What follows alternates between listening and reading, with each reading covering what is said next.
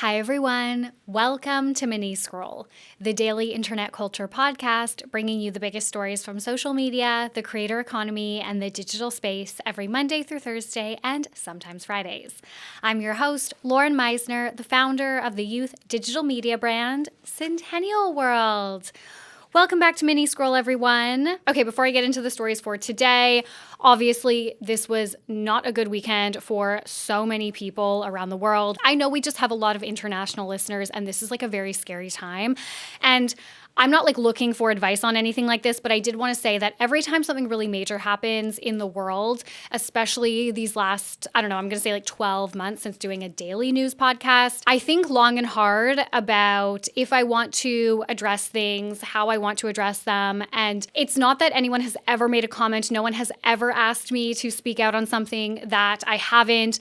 It's more that I want you guys to understand as our loyal audience that it's always top of mind for me. And I'm always considering, okay, how can I insert, my values and my opinions on things and my commentary on things into these episodes in a meaningful way that actually lends itself to, critical discussion, but also gives you guys a good understanding of where I stand on certain things. And I hope I have done that effectively. We've talked a lot about how pop culture podcasts in general are leaning more and more right, and it's very scary. Or they're just putting their heads in the sand and they don't address any social, political, humanitarian issues at all. And for me, it is finding that balance because obviously we are not a hard news podcast. Half the time we're up here talking about petty influencer drama. You know what I mean? So it doesn't make sense for me to always come on and, talk about something really major that has happened that is kind of outside of this niche. But I do hope I do a good enough job of covering this niche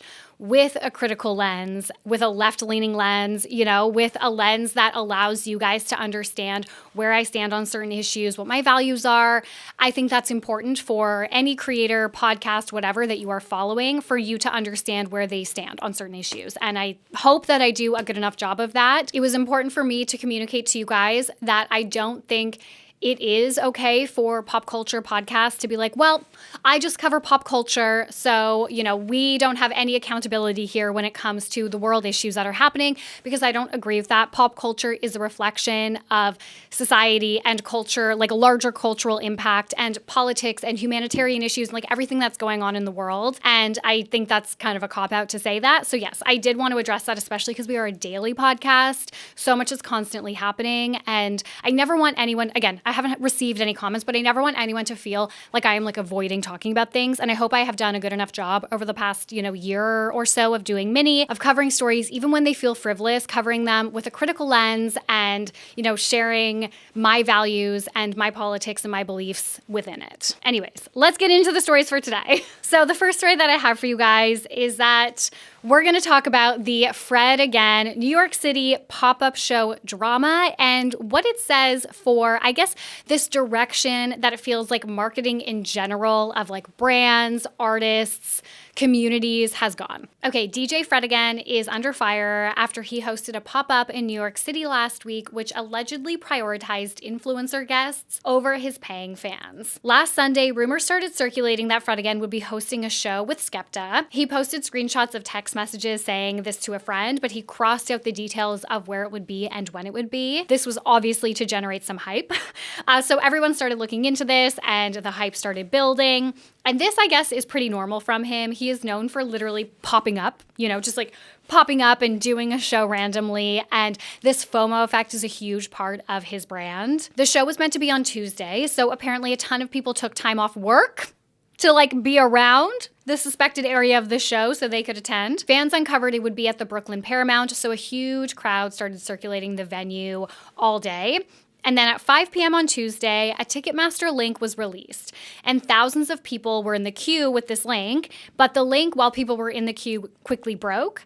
And Fred Again's team announced that this was not a link that they released. So everyone's like, okay, that's random though, because this is an official Ticketmaster link. Anyways, and then around 7 p.m., the link started working again, and it turns out it actually wasn't a fake link. despite, I guess, what his team was claiming. And so many people were trying to buy tickets. The link kept crashing. It's like classic Ticketmaster story, okay?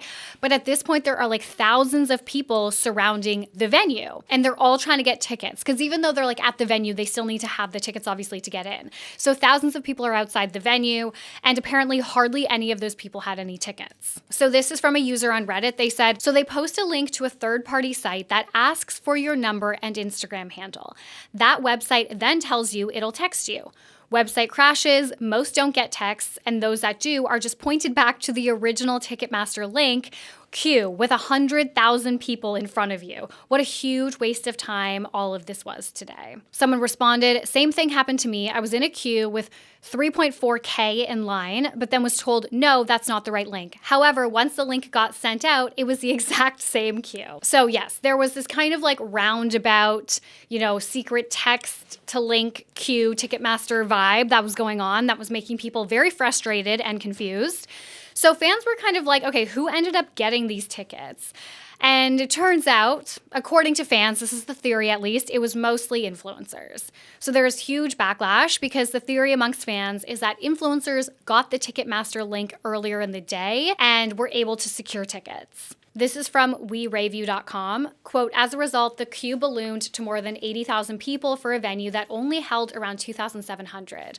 Additionally, ticket resellers capitalized on the frenzy, flipping $60 tickets for hundreds. Fans reported hours wasted on vague updates and misleading hype only to miss out. Safety concerns also emerged when crowds gathered outside amid confusion, triggering a semi-evacuation by the New York Fire Department.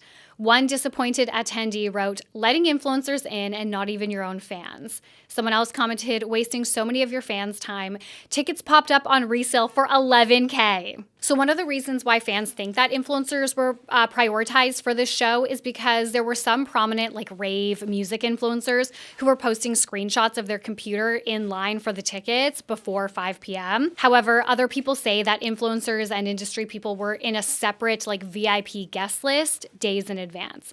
So apparently there were 650 people on this guest list and 2,500 tickets for fans. I think this is probably the most likely thing that happened. I think if there were thousands of people outside waiting, of course, it's going to be hard for you to find people that have, got a ticket to go into the venue because there were not that many tickets available anyways, like to begin with.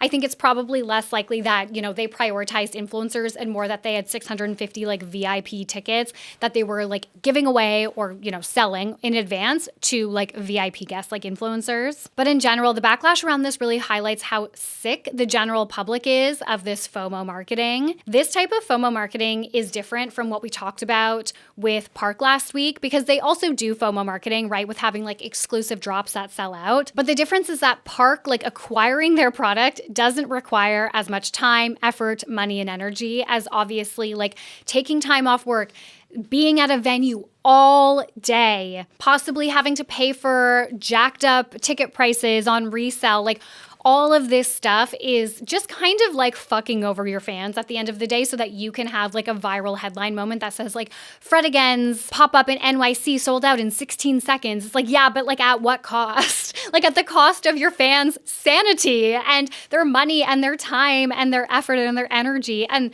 for a lot of them, probably their loyalty to you at this point. And I think since lockdowns lifted, events, pop-ups, activations, they are like the thing that every single brand, artist, community is trying to do in marketing. And I think, of course, this is largely in response to lockdowns. Everything in marketing now is like, how can you take that community offline? Because everything is so saturated online. But I think this is a good example of how you can take this strategy like almost too far and it can backfire even when that brand or artist or community like Fred Again is so culty. Reddit, TikTok, Twitter, like every platform right now is talking about how like, why can't he just put on a regular show? Like, just say you're going to do a pop-up, put tickets on sale at a normal time. It doesn't need to be this like secretive FOMO thing. It would still sell out in like 16 seconds. He doesn't need to do this anymore because he is so big, but it's like that hype moment that they're all chasing and it's to the fans' detriment. Okay, the next story that I have for you guys, this is also about like fan interactions. So Bluebird Cafe worker has started a rumor about the alleged Olivia Rodrigo Rodrigo and Taylor Swift feud in an interview with the Swiftologist, okay? Stick with me. I know that is like a convoluted headline. Zach Horian, who is the Swiftologist on social media, is a music and culture commentator who has amassed a big following on TikTok and YouTube for his cutthroat takes that often go against the mainstream narrative. Zach was on a podcast tour, and while in Nashville, he stopped by the Bluebird Cafe, which is basically like an iconic country music venue, and it's also where Taylor Swift was discovered by Big Machine Records. So Zach was documenting his podcast tour for YouTube, so when they stopped at the Bluebird Cafe, they were filming, and he spoke with one of the team members who works at the Bluebird Cafe, and this team member claimed that when Olivia Rodrigo performed there, quote, "We vowed to remove any visible signs of Taylor Swift." And you saw Olivia Rodrigo, did you not? Olivia did She was right there. here. She was right there. In 2023, right before Guts, she came here and played Making the Bed, Vampire, Lacey. And what happened before she started playing? What did you guys do? What was the amendment that you made? We vowed to remove any visible signs of Taylor Swift. In the Bluebird Cafe. It's that serious. It's that We serious. respect the girlies. So for anyone who doesn't know, the fandoms of Taylor Swift and Olivia Rodrigo have been essentially speculating for years that there is some major feud that neither of them will talk about. It seemed to come about from Taylor Swift getting writing credits on Olivia's first album, Sour, because some of these writing credits were given after the release. And obviously, I think you guys probably know, but like there were so many songs that like artists came after Olivia for and were like, you need to give us writing credits on this. So like she had to do a lot of retroactive, I guess, writing credits on this album. And, you know, before that, like Taylor and Olivia seemed really supportive of each other publicly. And then there seemed to be quite the rift after this. So this exchange made its way to TikTok and X, and everybody's like, oh my God, this confirms it, right? Now, the venue's chief operating officer has responded, claiming that this staff member spoke, quote, carelessly, because it is standard practice that they remove copyrighted images that they don't own the copyright for if there will be filming taking place in their venue. And for Olivia's performance that she was doing, it was being filmed. So they had to remove any photos that would be in the shot. Olivia's people did not ask us to remove an image of Taylor Swift. Nobody did. We removed an image of Taylor Swift that was in a position where the filming was taking place. Our employee, who spoke out of turn about this, did not understand why that image was removed. He spoke carelessly and haphazardly about it, maybe trying to be funny, I don't know. But irregardless, that image was removed for legal reasons. I feel like what happened here was, it's not the Swiftologist's fault, but like obviously the Swiftologist, if you know anything about like Gen Z, internet culture, music culture, like you would probably know the Swiftologist, like they're a pretty big name in the space. So I think it's possible that the venue worker was like excited to get to have this little segment on Zach's, you know, podcast tour YouTube video, was trying to like spill some tea with Zach. And then Zach was like, oh, let's like tell me about this on camera. And then they said it. And obviously, like, I don't know if they knew that it wasn't true or not, but either way, I think what happened was like this person just got caught up in the moment of feeling like excited that they had some like tea that they could share with the Swiftologist, like with Zach, because he is like such a big name and maybe he's a fan. I feel like that is absolutely something that would have happened to me like 10 years ago.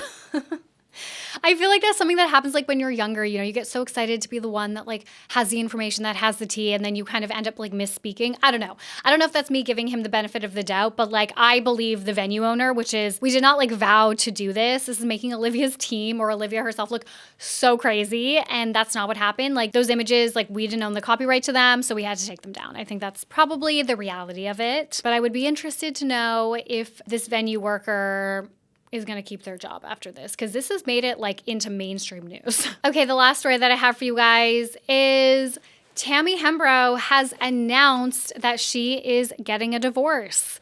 So after months of speculation, Tammy Hembrow has confirmed that she will be divorcing her husband of 7 months, Matt Zakowski. Tammy and Matt got married in November 2024, so again, just 7 months ago.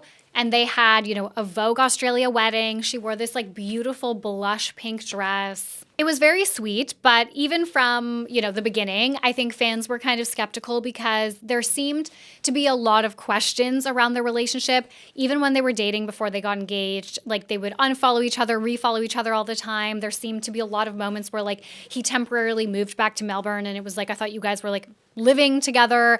I don't know. It seemed a little bit messy even from the outside. And Tammy's not really someone who shares her personal life that much, like she'll share photos and like you can kind of guess, okay, so this guy's obviously like moved in or whatever, but she doesn't like talk about it that much. So even from the very little bits that fans got, there were questions. And I think there was a podcast episode as well where her sister seemed like not super down for him. So anyways, there were like a lot of questions. And then they got married. And again, it has seemed very on again, off again. They'll follow each other, unfollow each other. She'll wear her ring. She won't wear her ring. And then recently fans thought that it seems like he's moved back to Melbourne. Tammy was posting some cryptic stuff about going through a hard time in her personal life. And then over the weekend, she officially announced that she will be divorcing him. Did I think this was going to happen? No. Did I want this? No. Obviously, when you marry someone, you do it thinking, oh my God, far out. You do it thinking that it's going to be forever. I blame no one but myself, to be honest. I feel like I've made not the best choices when it comes to relationships, and I feel like I'm really good at putting on rose-colored glasses. There are a lot of misconceptions going around, so let me clear some up.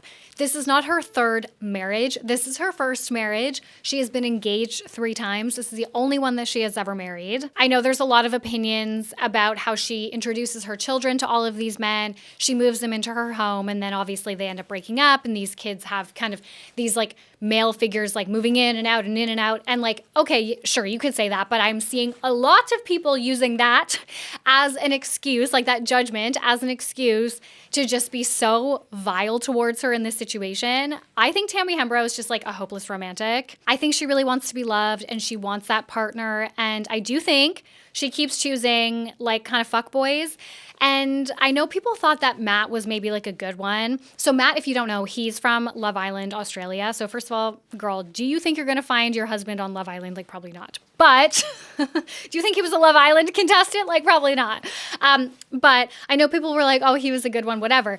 Okay. However, I saw this. So when she announced the divorce on TikTok this weekend, I went to his Instagram. Somebody commented, "You're free, congrats." And he liked it. If that is not a red flag, okay, you're free from being in a relationship with the most famous, successful, richest influencer in like all of Australia. She is like full A-list. You lived in her mansion on the water on the Gold Coast. I am sure being with Tammy Hembrow absolutely skyrocketed his career. I'm not saying that she didn't have her own issues that could have contributed to their relationship breakdown and that his perspective isn't valid, but I just think like liking a comment like that is so shady, and that tells me there are way more red flags about him than I think the public actually saw. It's fucking rude. He was married to this woman, okay? You loved her enough and wanted to be, trapped with her enough to fucking marry her to get all of the benefits of being Tammy Hembrow's husband. And that's how I feel about that. Anyways, guys, that is it for Mini Scroll. Thank you so much for listening. I love you guys. Please remember to rate, review, and subscribe. And please buy us a coffee if you guys want to help us keep independent journalism going. If you want to help us keep Mini Scroll going, it means so much to us. I love you guys, and I will talk to you tomorrow. Bye.